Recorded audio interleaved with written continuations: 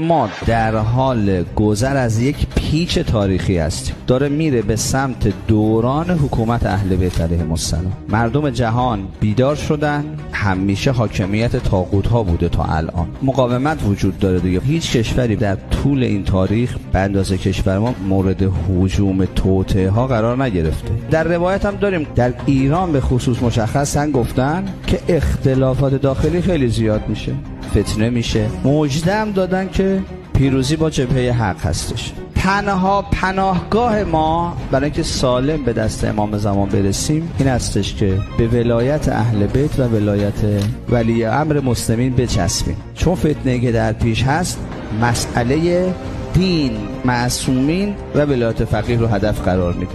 اگر یک کسی از پناهگاه ولایت فقیه فاصله بگیره قطعا شکار گورکا خواهد شد.